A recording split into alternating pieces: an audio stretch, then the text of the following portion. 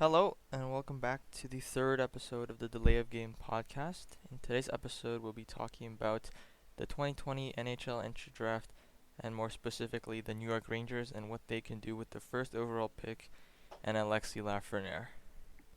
As you may or may not know, the New York Rangers recently won the NHL draft lottery and secured the coveted first overall pick in selecting Alexis Lafreniere.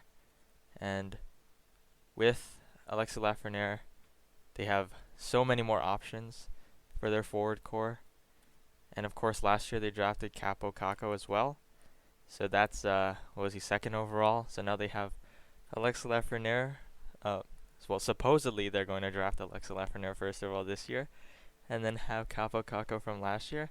And I think that's going to be a pretty crazy forward core, because then you also have guys like Artemi Panarin and then Mika Zibanejad as well. Yeah, the Rangers are going to be insane in the future. I mean, they already have like Panarin, Zibanejad, Kako. They drafted last year second overall. Just getting Lafreniere, that's just going to make them one of the best young teams in the league if they already weren't. There have been some rumors about them potentially picking Byfield at first. I think it's pretty far fetched. The rumor probably just started just because of the Rangers, I guess, need for another center. But I feel like Lafreniere is just too good of a talent to pass up on at first overall. Yeah, I agree. I don't think. I mean, it feels very unlikely that anyone's gonna pass on Lafreniere. Yeah, I mean, when was the last time a first overall was traded? I don't think. I can't even remember. So I mean, the one that comes to mind is the Sedins, right?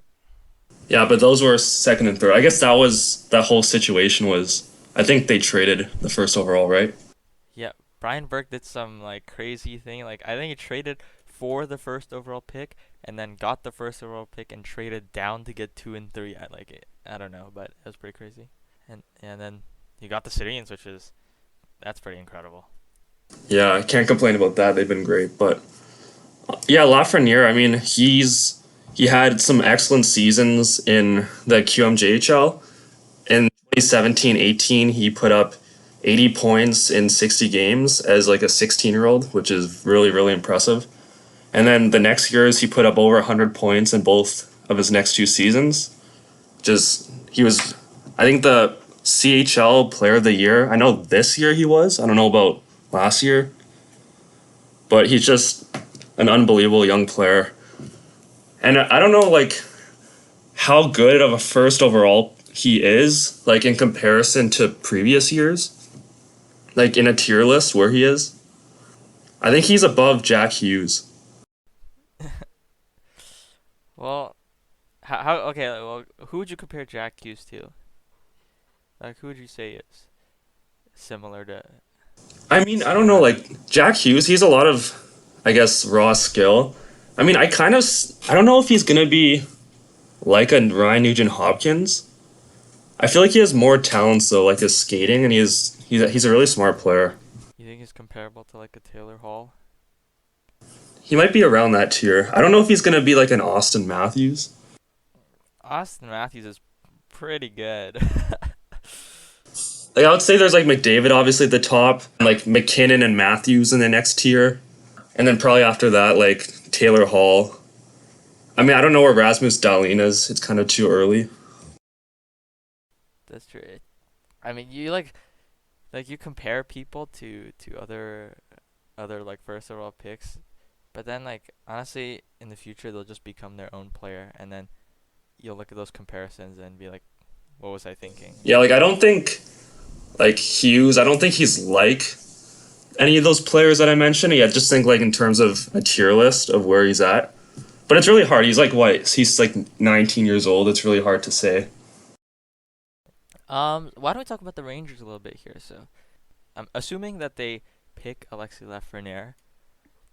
How does that change their lineup, and how are they gonna like? What moves do you think they might make in the off season to give them that boost to make the playoffs? I don't think they're gonna make any moves based on Lafreniere.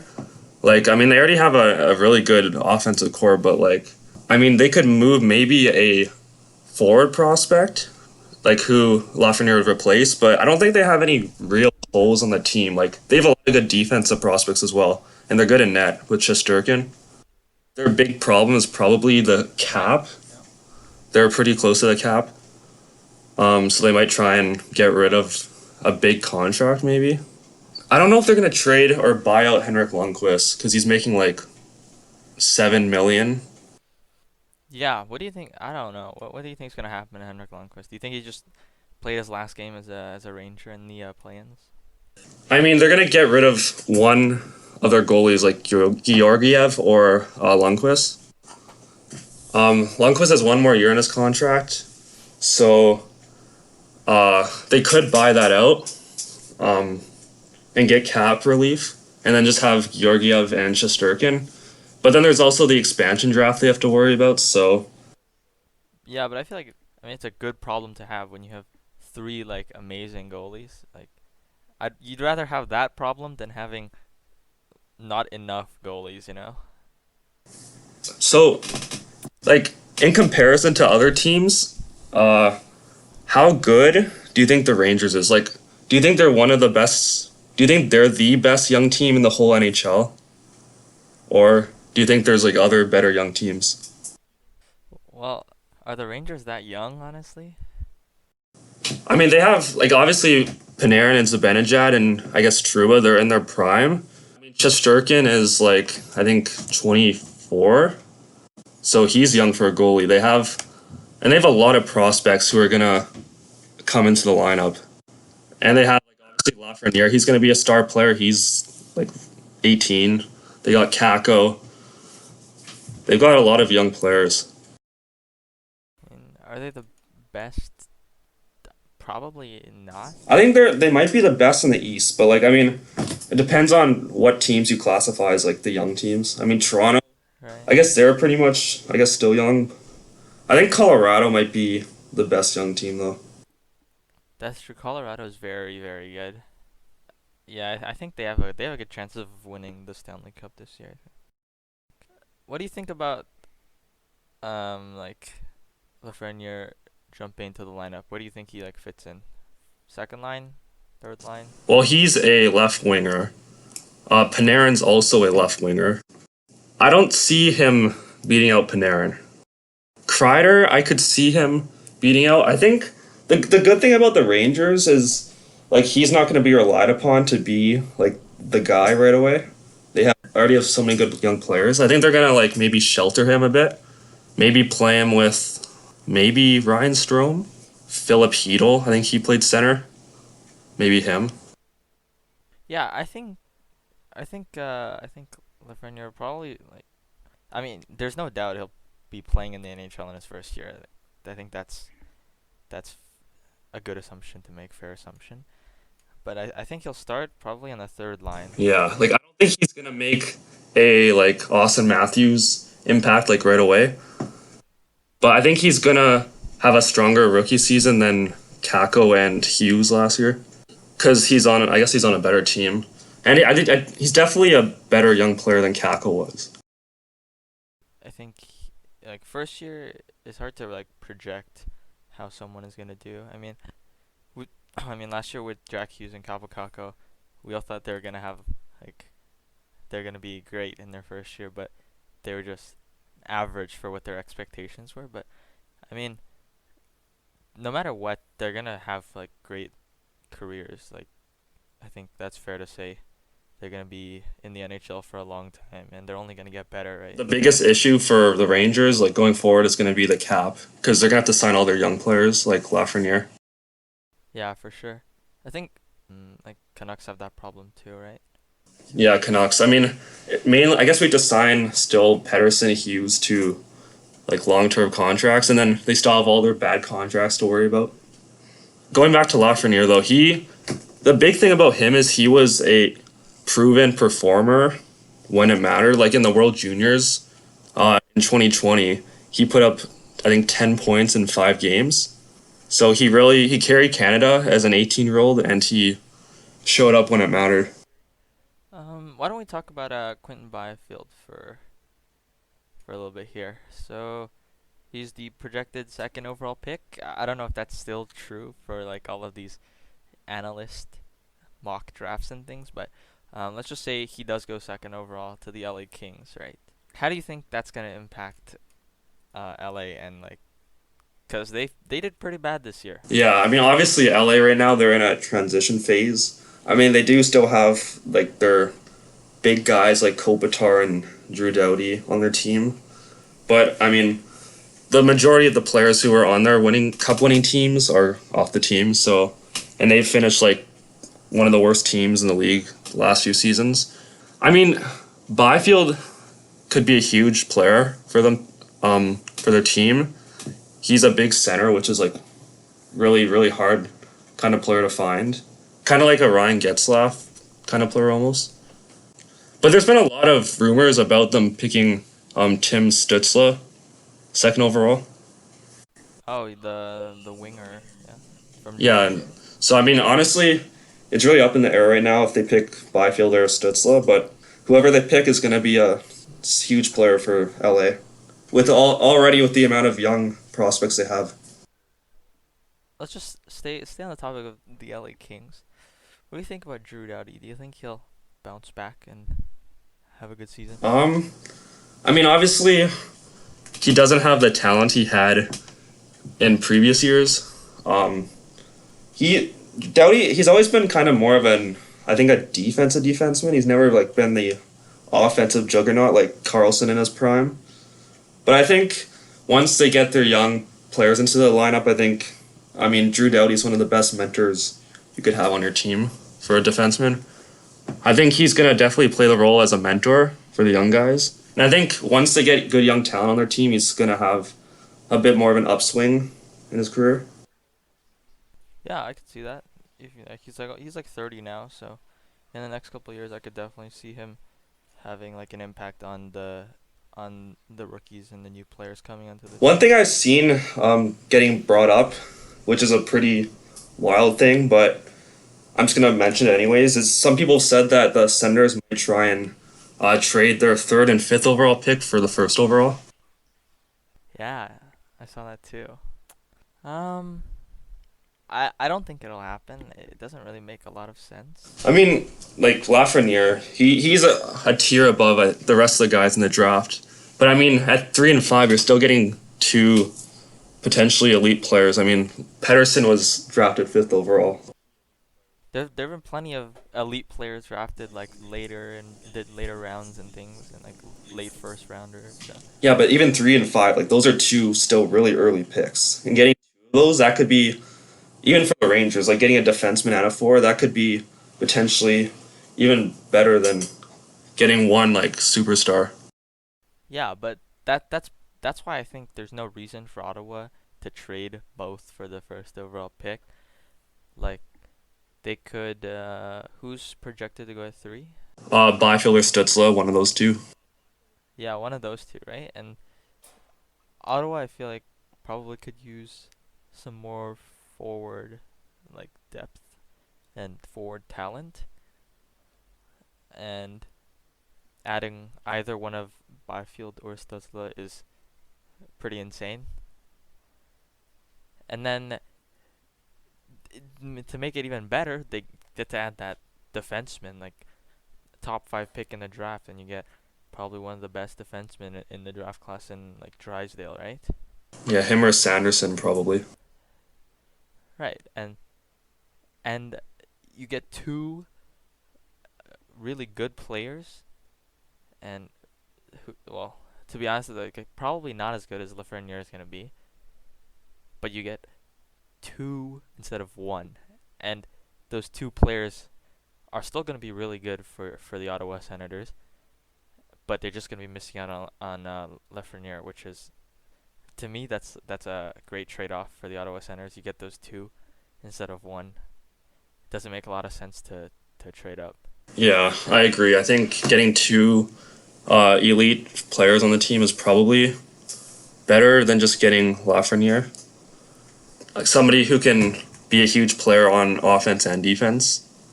Yeah, it's never going to happen this trade, but it's just kind of an interesting thing to look at for both teams.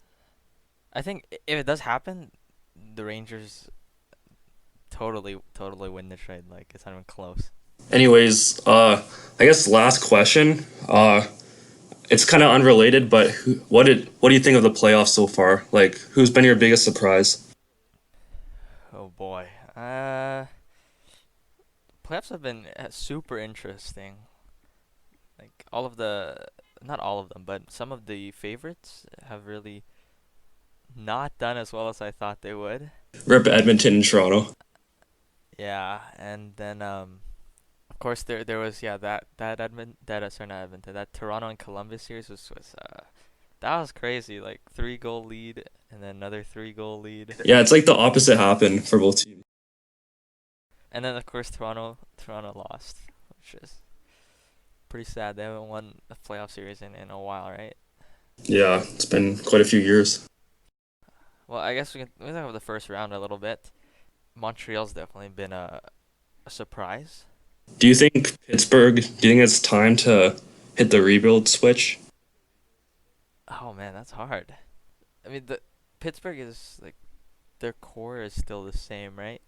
You got Crosby, Malkin, and Letang, and then your choice of Matt Murray and Tristan Jarry, right?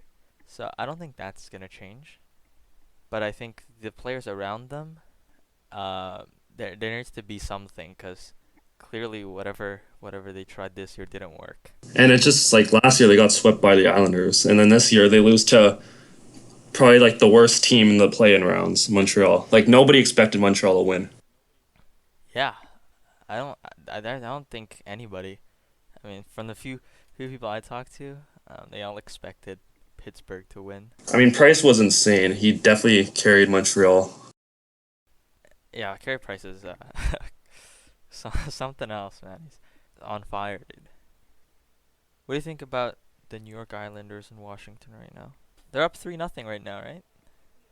Honestly, I think Islanders are out coaching the Capitals. Like Barry Trotz, he owns the Capitals. Like they won a cup together. He knows He knows their team, man. exactly. Yeah, the Islanders are they're just better. Like they play their system, the Barry Trotz system, and it's just you're just beating the Capitals like that. They literally won a cup the Capitals with Barry Trotz, and then they didn't pay him the money, and then he left to the Islanders like the year after. It's kind of sad. Yeah. I guess the last thing we'll touch upon in the first round of the playoffs here. Why don't we talk about Boston and like Tuuka Rask? Yeah, Tuuka Rask. He obviously opted out in the middle of the first round against Carolina. Quite a big surprise that Boston's starting goalie on one of the best teams fighting for the cup right now, that he would opt out. It's pretty significant. Yeah, I think the team kind of knew that this was gonna happen by the way they kind of reacted when it happened. But for just like the fans and the people who like follow hockey, it's pretty surprising. But I think if he decides that he wants to be with his family in like this weird pandemic time, then that's his choice. You should just let him do that. Some people have said that this is like going to be the end of Rask in Boston because they basically lost his trust. Do you think? What do you think happens to Boston if they lose Rask? Do you think like they'll still be in contention? Um, I think people sleep on Halak a lot. He's really not that bad. I don't think he's not as good as Rask, obviously, but he's not as bad as people make him out to be. So I think Boston, even if Tuukka Rask for whatever reason doesn't come back, um, Boston should still be fine. Their team is still really good. They have some things to figure out this offseason with like Torrey Krug. But overall, Boston is still gonna be fine for at least I think the next couple years. Yeah, I think they played pretty well considering everything that's going on so far. Like Pasternak, I think he didn't play a few games. No, but I think he's still out. Yeah, so they don't have him in the lineup. They don't have Rask, and they're still beating a Carolina team that swept the Rangers. So I would say they're doing pretty well. Yeah, but I mean, you also have to consider that Carolina just lost Svechnikov, that's huge, right? Yeah, he's one of their best players for sure. I mean, both teams have struggled with with different issues in in the playoffs so far. So we'll see what happens. All right, so that wraps it up for this episode of the Delay of Game podcast. Thank you guys for watching, and we'll see you next time.